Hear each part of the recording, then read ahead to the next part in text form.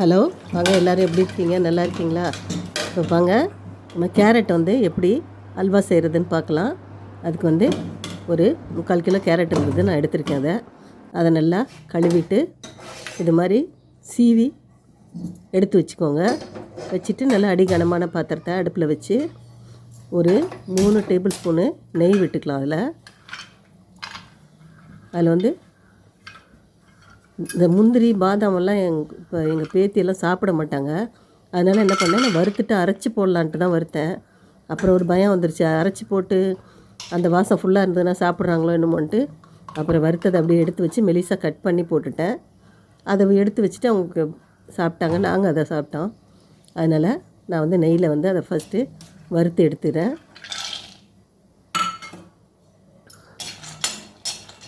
பாதாம் கூட சாப்பிடுவாங்க, முந்திரி சாப்பிட மாட்டாங்க. அதனால் அதெல்லாம் உரமாக வச்சுட்டு பொங்கலில் போட்டாலும் சாப்பிட மாட்டாங்க. அதுக்காக நல்லா வறுத்துக்கிட்டேன். வறுத்துட்டு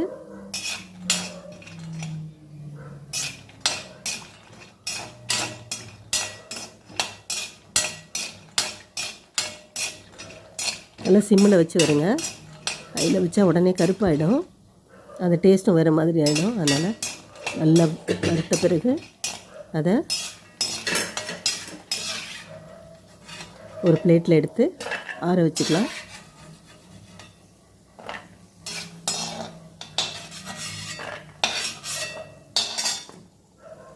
எடுத்து அதை ஒரு ஓரமாக வச்சிடலாம், ஆறட்டும்.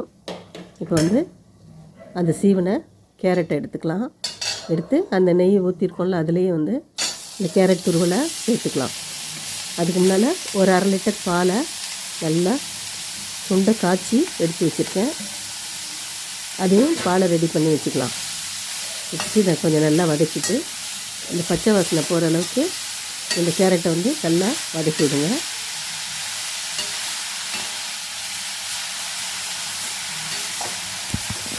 நல்லா பச்சை வாசனை போகிற அளவுக்கு நல்லா வதக்கிக்கலாம்.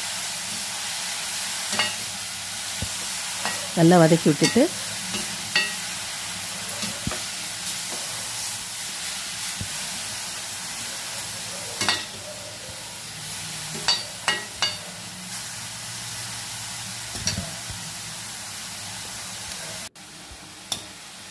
நல்லா ஒரு 3 நிமிஷத்துக்கிட்ட நல்லா வதக்குங்க.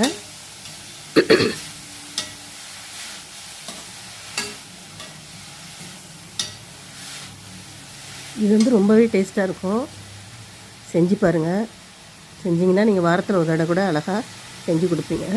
இப்போ கொஞ்சம் அந்த பச்சை வாசனை போன உடனே அந்த பால் காய்ச்சி வச்சோன்னா அதை ஆடையை வடிகட்டிட்டு அதில் ஃபுல்லாக ஊற்றிட்டேன். 1/2 லிட்டர் பால், திக்காக தண்ணி ஊற்றாமல் நல்லா சுண்டை காய்ச்சின பால் ஊற்றி கொஞ்ச நேரம் நல்லா அந்த கேரட் வேகிற வரைக்கும் நல்லா வதக்கி விட்டு வேக விடலாம்.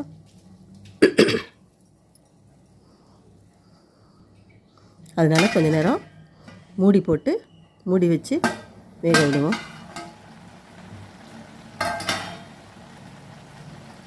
திறந்து விட்டு ஒரு 2-3 தடவை நல்லா திறந்து கிளறி விடுங்க.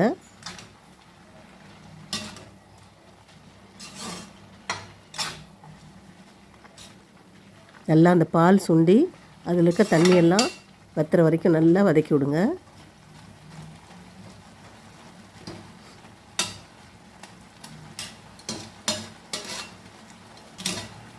இன்னும் கொஞ்சம் நல்லா வேகணும். அதனால் மறுபடியும் கொஞ்சம் மூடி வச்சு வேக விடலாம். மூடி வச்சுக்குவோம்.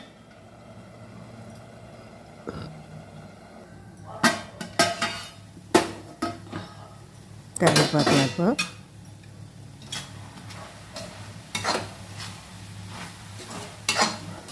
பாருங்கள், இப்போ ஓரளவுக்கு தண்ணி நல்லா பாலெல்லாம் அந்த சுண்டிடுச்சு, வத்திருச்சு.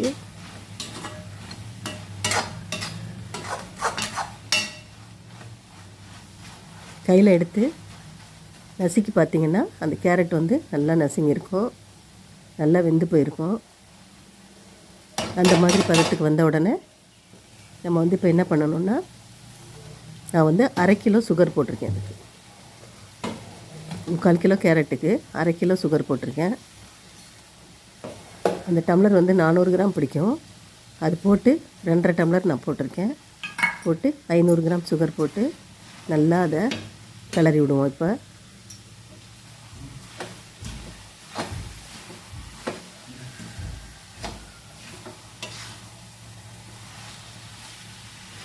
யாராவது கெஸ்ட் வந்தால் கூட நீங்கள் இது மாதிரி செஞ்சு வச்சிங்கன்னா ரொம்பவே விரும்பி சாப்பிடுவாங்க. நல்லாயிருக்கும் டேஸ்ட்டாக. இலையில் வைக்கிறதுக்கும் அழகாக இருக்கும். கலர்லாம் தேவையில்லை. இது கலர் பவுடரே போடவே இல்லை நான். அப்படியே தான் அந்த கேரட் கலர்லேயே தான் இருக்குது. சுகர் போட்டோன்னே இன்னும் கொஞ்சம் அந்த கண்ணாடி கலர் சேர்ந்து வரப்போ ரொம்பவே அழகாக இருக்கும். சூப்பராக.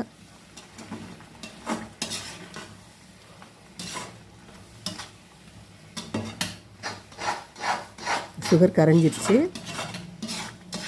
நல்லா கொஞ்ச நேரம் மூடி வைக்கலாம். மூடி வச்சு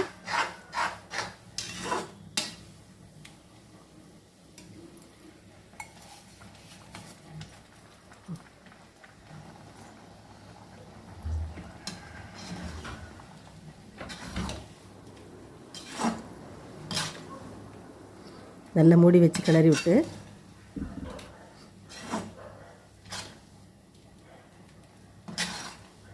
பாருங்கள் எப்படி இப்போயே எவ்வளோ அழகாக கலராக இருக்குன்னு. சூப்பராக.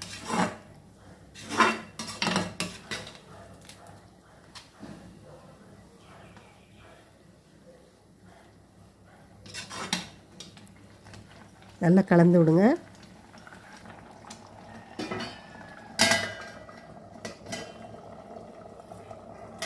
கொஞ்ச நேரம் மூடி இருக்கட்டும்.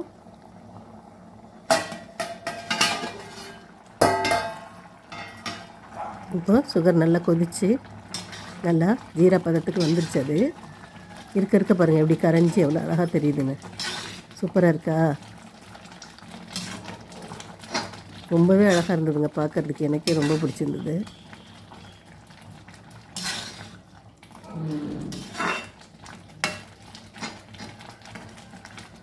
டேஸ்ட்டு ரொம்ப அருமையாக இருந்தது. நீங்கள் செஞ்சு பாருங்கள் எப்படி இருக்குன்னு.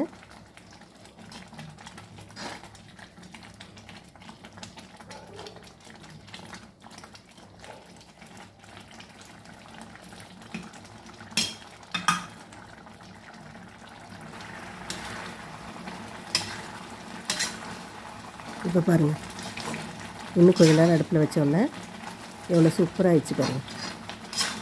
எப்படி ஒட்டாமல் அல்வா மாதிரி தெரியுதா? இப்படி அல்வா பதத்துக்கு வந்துருச்சு பாருங்கள். ரொம்ப அழகாக இருக்குது. நெய்யே நான் வந்து ஃபஸ்ட்டு அந்த முந்திரி பாதாம் வறுத்து எடுக்கிறதுக்கு போட்டது தான். அதுவே பாருங்கள் எப்படி ஒட்டாமல் எவ்வளோ அழகாக வந்திருக்குங்க. இன்னொரு 2 நிமிஷம் மூடி இருக்கட்டும். ஒரு 20 நிமிஷத்தில் செஞ்சு எடுத்துடலாம். அதை பாருங்கள் அப்படியே கொஞ்சம் கொஞ்சமாக எப்படி அது மாறுது பார்த்தீங்களா? எவ்வளோ சூப்பராக, எவ்வளோ அழகாக இருக்கு பாருங்கள்.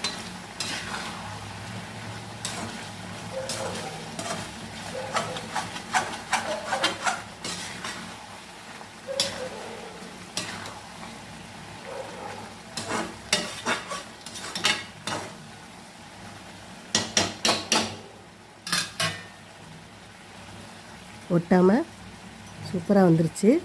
இப்போ ஏலக்காய் பொடி நான் சுகர் கலந்து தான் நுணுக்கி வச்சுருப்பேன். அதில் வந்து ஒரு 1.5 ஸ்பூன் ஏலக்காய் பொடி சேர்த்துக்கலாம். டீஸ்பூனில் 1.5 ஸ்பூன் போட்டிருக்கேன். போட்டு கிளறி விட்டுட்டு இப்போ அந்த பாதாம் எல்லாம் வந்து மெலிசாக கட் பண்ணி எடுத்து வச்சுருக்கேன்.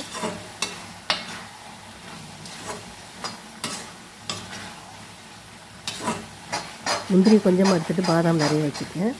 அதை வந்து மெலிசாக கட் பண்ணி எடுத்துக்கலாம்.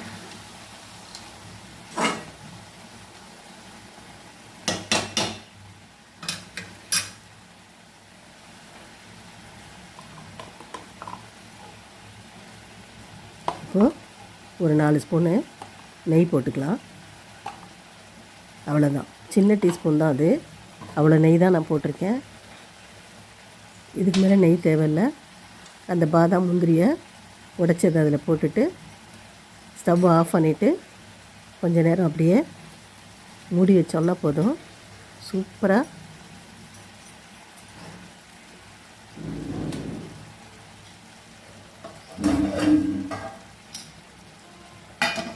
மூடி வச்சுட்டு ஸ்டவ் ஆஃப் பண்ணிடலாம். பாருங்கள், ஸ்டவ் ஆஃப் பண்ணிட்டேன். வச்சுட்டு பாருங்கள் எவ்வளோ அருமையாக வந்திருக்குன்னு. ரொம்ப சூப்பராக இருக்கும். சாப்பிட்டு பாருங்கள் செஞ்சு. சுத்தமாக பாத்திரத்தில் ஒட்டவே இல்லை பாருங்கள், அழகாக வந்துருச்சு. இது மாதிரி நீங்களும் செஞ்சு பாருங்கள். செஞ்சு கொடுத்து பாருங்கள் குழந்தைங்களுக்கு.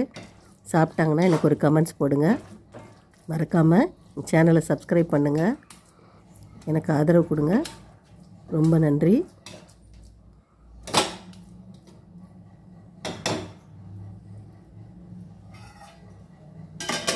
நான் செய்கிறது உங்களுக்கு பிடிச்சிருந்துச்சுன்னா கட்டாயம் எனக்கு கமெண்ட்ஸ் பண்ணுங்கள், லைக் போடுங்க.